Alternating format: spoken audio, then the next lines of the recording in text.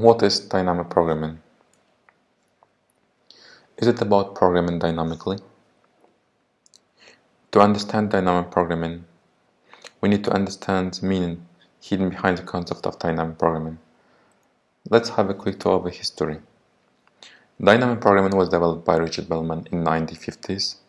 The term refers to mathematical programming, which is also known as mathematical optimization, meaning that dynamic programming is not about programming as it's known in the computer science world, but about mathematical optimization of a problem.